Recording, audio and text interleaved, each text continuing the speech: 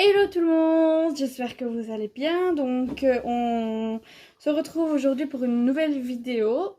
Et ce sera comme vidéo, je vais vous montrer comment je fais mon gâteau aux pommes.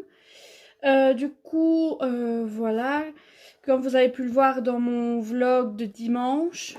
Donc actuellement on est dimanche, donc là il va être posté d'ici, excusez-moi pour le son, je vais couper. Il va être posté d'ici 2-3 minutes je pense. Et tu peux faire du bruit, c'est pas grave. Et du coup, on va faire parce que je dis cake aux pommes dans mon vlog, mais en fait c'est un gâteau aux pommes, pas un cake. Et voilà. Du coup, je vais vous montrer ce qu'il faut et on va le faire ensemble. Et arrête de faire des conneries d'amour. Et on va le faire ensemble. Ah, bien fait, karma. Le karma, moi je te le dis. Et qu'est-ce que je disais? Et oui, du coup, je vais vous montrer comment je le fais. On va préparer ça ensemble. Donc, on va faire un gâteau aux pommes pour 6 personnes. Il nous faut 3 pommes, 125 g de sucre et de farine, de l'huile, moi c'est de l'huile d'olive quoi, une casserole pour faire les pommes caramélisées, mon moule juste en dessous pour faire le cake, 3 œufs, du beurre, un paquet de levure, un sucre vanillé, de l'arôme de rhum, ma planche et mon couteau pour les pommes et mon robot. Du coup, on va préparer le gâteau. Comme vous avez pu le voir, j'avais pris mon petit robot. J'ai pas pris le grand parce que j'ai pas besoin du grand. Normalement, j'étais partie m'attacher les cheveux, mais il me restait plus qu'un élastique parce que moi, mes élastiques, ils ne font pas long feu. Surtout qu'en plus, j'ai un chat qui adore les élastiques pour jouer avec. Alors, du coup, voilà. Et elle m'en a piqué un hier, il m'en restait 2 et je sais pas où est-ce qu'elle l'a mis. Et celui que j'avais enfin le dernier que j'avais a craqué. Du coup, je ne peux pas me les attacher. Du coup, on va faire sans. Du coup, je vais les mettre en arrière. Et je vais arrêter de dire du coup. J'irai m'en acheter demain parce que tous les magasins sont fermés aujourd'hui. On va commencer. Donc, je vais prendre mes pommes. Du coup, on va ouvrir ça. Hop, hop. De toute façon, j'en ai besoin que de 3. Moi, j'ai pris les rouges parce que c'est meilleur les rouges. Après, vous prenez les pommes que vous voulez. Celle-là, là, je crois qu'elle est plus bonne. C'est moi, je sais pas. Du coup, voilà, j'ai mes 3 pommes. Je vais les éplucher et je vais vous reprendre. Je vais les éplucher. Donc, je vais les éplucher. Hop. C'est celui qui fonctionne plus, celui-là? Ah si, j'aurais dit. Si je le mets à l'envers, ça n'ira pas. Du coup, on va éplucher les pommes.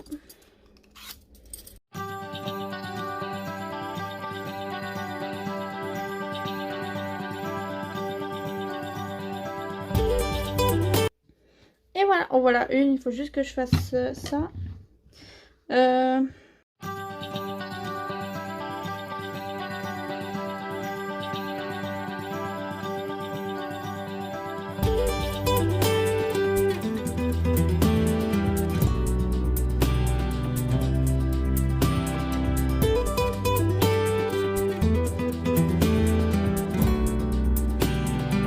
Du coup, voilà une pomme qui est déjà épluchée. Voilà le deuxième bout. Hop, je vais la couper. Après, vous la coupez comme vous voulez. Dans la recette, ils disent de la couper en lamelles. Moi, je les coupe pas en lamelles. Enfin, je les coupe d'abord en lamelles, puis je les coupe en plus petits.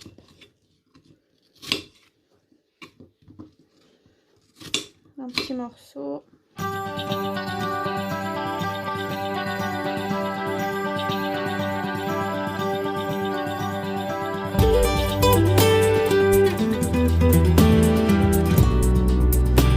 Du coup, je vais prendre... Oh, pardon pour les oreilles. Du coup, je vais prendre ma casserole et je vais mettre les morceaux de pommes déjà coupés. Hop, hop, il y en a une qui est tombée par terre. Tu peux la prendre. C'est bon? Elle était bonne. Hop, du coup, je vais faire le reste. Je vais continuer à couper mon autre bout de pomme en petits morceaux. Hop.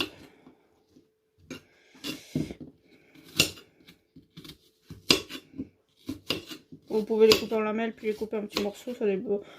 Donc, là, je vais y arriver. Donc, vous pouvez soit les couper en lamelles et puis en petits morceaux, soit les couper en lamelles et les laisser en lamelles, soit les couper en petits morceaux directement. Ça, c'est vous qui voyez. Moi, en fait, je fais un peu des fois, je coupe en lamelles et puis je coupe. Et puis, pourquoi il bug mon... Il n'y a que moi qui ne sais pas éplucher. Ah, voilà. Hop, ça glisse. Ah merde, il fallait que je fasse autre chose avant de les mettre dans la casserole. C'est pas grave, je les reprendrai après.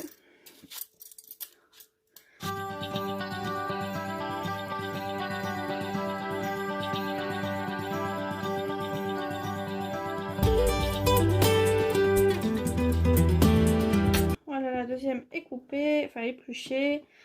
Plus qu'à couper. J'ai bien dit presque bien épluché. Hop, ça on épluche.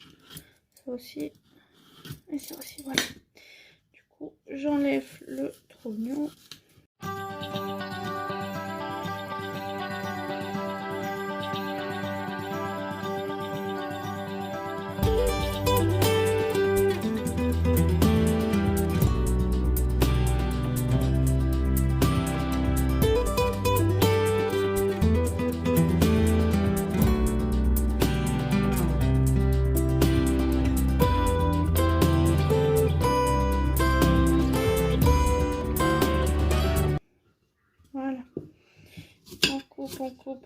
On coupe.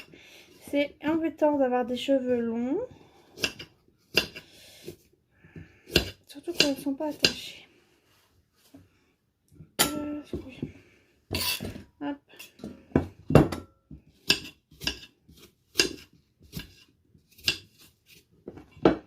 Voilà, deuxième pomme finie. La troisième maintenant.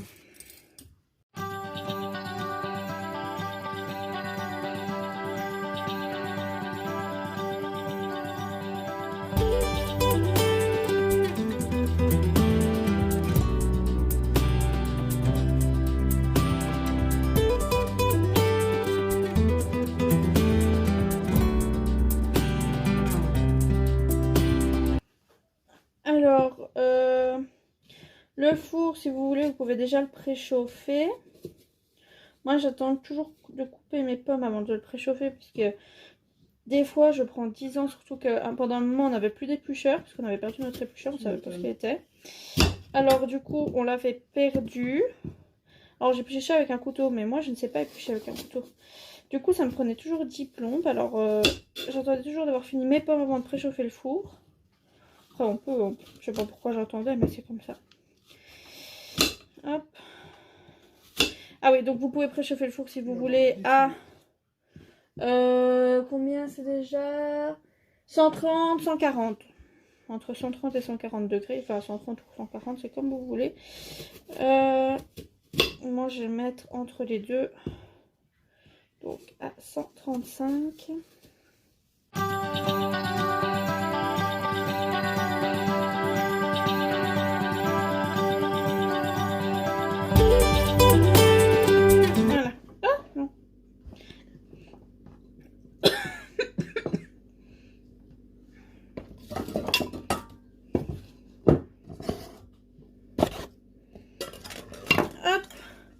Voilà, toutes mes pommes sont dedans, mais je dois d'abord faire quelque chose que mon homme m'a dit. Attends. Je vais faire un truc que mon homme m'a dit, c'est de prendre plusieurs morceaux d'essuie-tout. Hop. Du coup, je disais, vous prenez du Domex, de l'essuie-tout quoi. Vous mettez les pommes. Moi, je ne connaissais pas ça, c'est mon homme qui m'a dit, ah, tu peux faire ça pour les pommes. Hop, voilà. Du coup, vous les mettez dedans et vous les enroulez dans l'essuie-tout et vous appuyez pour enlever le jus. C'est ça que tu m'as dit? C'est ça que je dois faire, hein? Oui. Voilà. Pour enlever le plus de jus possible. Maintenant, il faut que je trouve une... Hop, voilà. Du coup voilà, donc les pommes c'est fait. Hop, mettre ça. Les pommes c'est fait, du coup vous pouvez préchauffer votre four à entre 140 et... Enfin entre 130 et... Hop, voilà, attends. Hop. Vous pouvez préchauffer votre four entre 130 et 140. C'est ce que je vais faire. Hop. Du coup, voilà, le four a été lancé. Du coup, on va prendre les pommes, les faire mettre sur une plaque. Hop.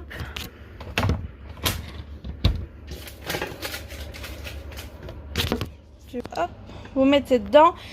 Du coup, je disais, vous devez mettre vos pommes, mettre un peu de beurre. Ils disent 3 noisettes sur le truc, mais moi j'en mets un peu. Hop.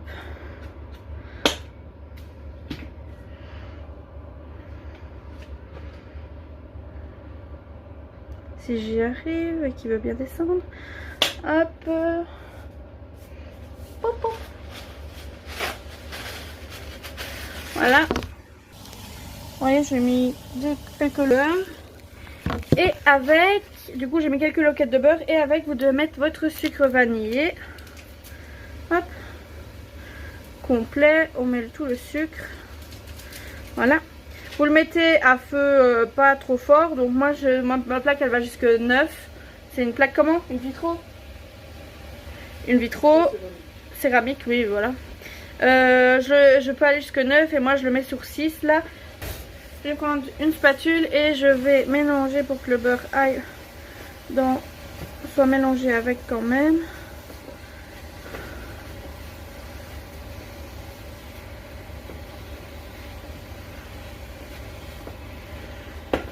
Donc vous faites vous faites caraméliser les pommes.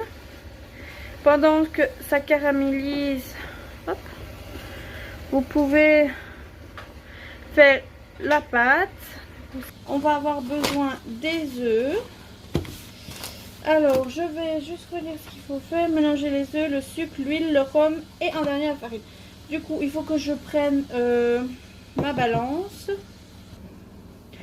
Donc je vais mesurer, j'ai pris un bol pour mettre et ma balance. Hop.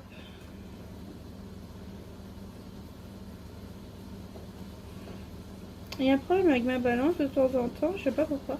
Du coup c'est quoi que je vous ai dit, mélanger les œufs, le sucre, il faut 125 g de sucre. Hop.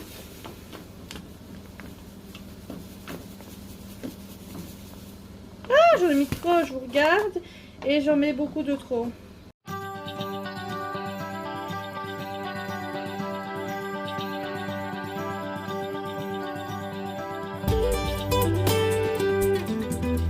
Bon, on va laisser comme ça, c'est bon.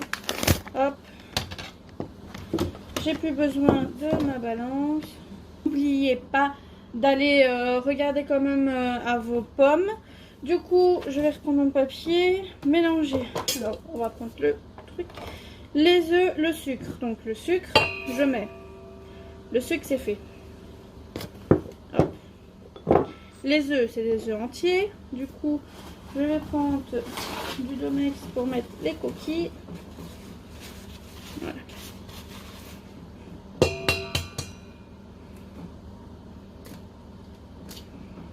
Hop.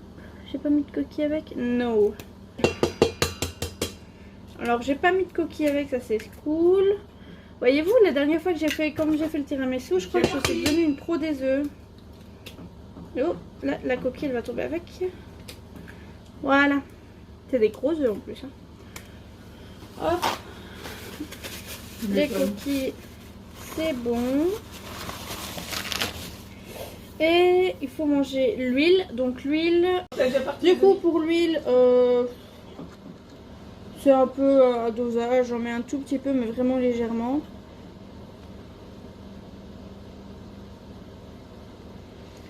Je crois qu'ils disent 3 petites cuillères de ça. Mais j'en mets un tout petit peu. Je fais à l'œil moi. Hop, voilà. Et pour le rhum ils disent 2,5. Mais moi ça le rhum... Au début, quand on a fait cette recette-là avec mon homme, quand il m'a dit qu'il fallait mettre du rhum, j'étais pas trop pour vu que je n'aime pas l'alcool. Je me suis dit on va trop le sentir, mais au final non. Parce que... Alors du coup on met l'arôme de rhum. Et on en met un tout petit peu. Un tout petit peu. Voilà, pas plus. Moi je mets quelques gouttes, c'est vraiment pour dire d'en avoir. Hop, on ne resserre pas très fort. Voilà. Et une fois ça, on mélange. Et après on mettra la farine et la levure.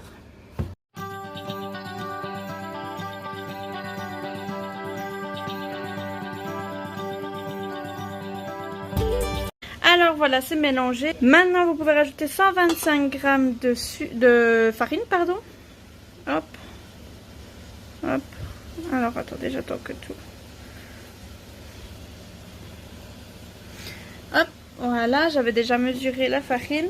Et maintenant, du coup, on va rajouter la farine. Du coup, on va rajouter pas la farine vient d'être rajoutée, mais la levure. C'est un sachet de levure. Hop, on met. À une main, c'est pas évident.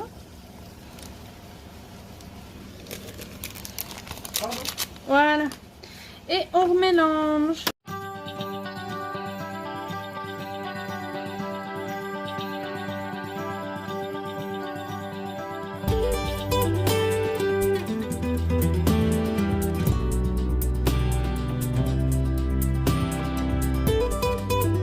Du coup, ce que vous pouvez faire, c'est rajouter un peu d'arôme de vanille. Moi, j'en mets un tout petit peu, mais vraiment un tout petit peu. Je sais pas si vous allez voir.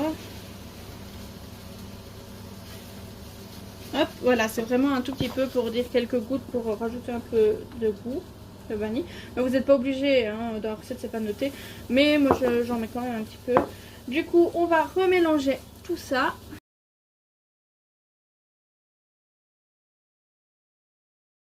Du coup, mes pommes, elles sont bien caramélisées. Du coup, ce que vous devez faire, c'est vous prenez votre pâte, vous rajoutez les morceaux de pommes dedans. Hop.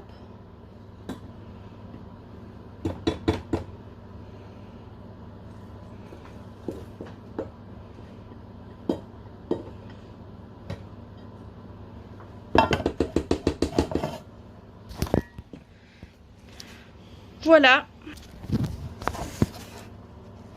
Du coup, vous prenez le bol et vous mélangez la pâte avec les pommes. Mélangez avec une spatule. Ouais, avec une spatule, c'est le mieux. Parce que comment... Moi, une fois, voilà, j'ai toujours fait... Enfin, les pommes, je sais pas pourquoi, je les ai toujours comme ça. Une fois, j'ai fait un gâteau aux poires. La première fois, j'ai fait comme ça, il n'y avait pas de souci. La deuxième fois, rien... Oh, je me suis mis de la farine. La deuxième fois que j'en ai fait gâteau aux poires, je sais pas, il n'y avait rien qui allait. Et je sais pas, j'ai eu la bonne idée de mettre mes poires avec mon robot. Du coup, les poires ont été... comment dire... Bah, il n'y avait plus de poires, quoi. Ils avaient été incorporés, enfin, mixés avec la préparation. Et du coup, il n'y avait pas de morceaux. Mais il était très très bon, hein. Mais il n'y avait pas de morceaux, du coup.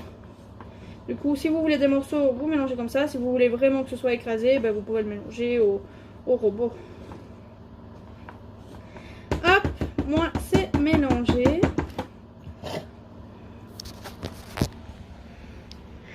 Tada! Voilà.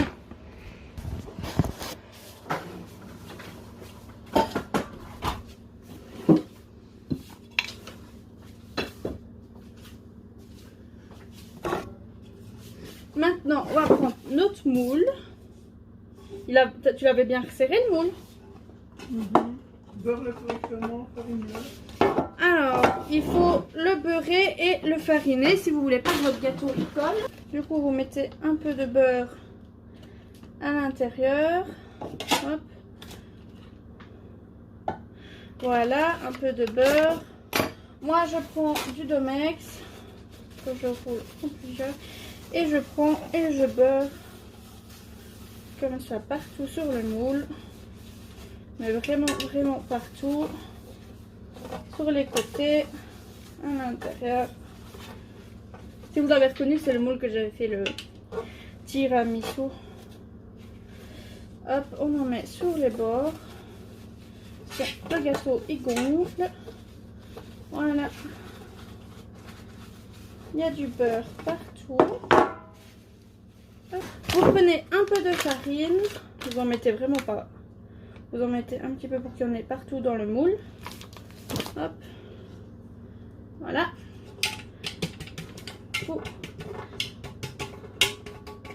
Pour en mettre un peu partout sur les côtés aussi.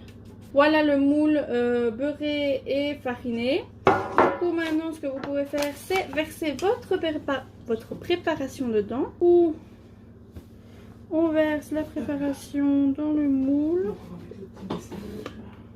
Ça sent fort le rhum hein. Pourtant j'en avais pas mis beaucoup. Mais ça sent souvent comme ça le rhum. Et quand vous le mangez, ben, ça ne goûte pas du tout le rhum. C'est ça que je voulais dire tantôt. Je pense que je sais pas si je vous l'ai dit ou pas. Mais en fait, moi j'étais sceptique un peu pour le rhum. Et au final, on ne le goûte quasi pas. Hop.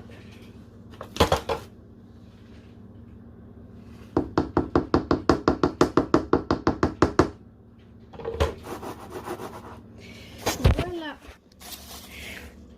Voilà mon moule. Du coup, voilà, je viens d'enfourner mon cake à 140. Du coup, je l'ai enfourné il faut l'enfourner pendant 40 minutes. Moi, mon four, il était déjà prêt. Là, il était chaud, il était à 100, presque 130. Du coup, je l'ai mis, je le mettrai peut-être un peu plus que 40. De toute façon, pour vérifier si le gâteau est bon, vous mettez le temps et vous piquez avec un couteau. Et si le couteau ressort et qu'il est sec, c'est qu'il est bon. Si par contre il ressort et qu'il est encore, il y a encore de la pâte, c'est qu'il est pas bon. Après ça dépend, hein, parce que vu que c'est avec des fruits, bah, de toute façon je vous montrerai tantôt, voir un peu comment c'est. Du coup on se retrouve dans 40 minutes. On se retrouve 50 minutes après parce que 40 ça n'a pas cuit assez. Du coup j'ai dû attendre 50 minutes. Du coup quand vous piquez en fait votre couteau doit être sec comme ça en fait. Du coup voilà, donc je vais le sortir.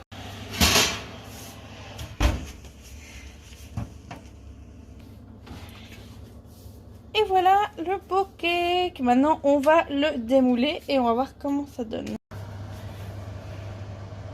Voilà mon joli gâteau aux pommes.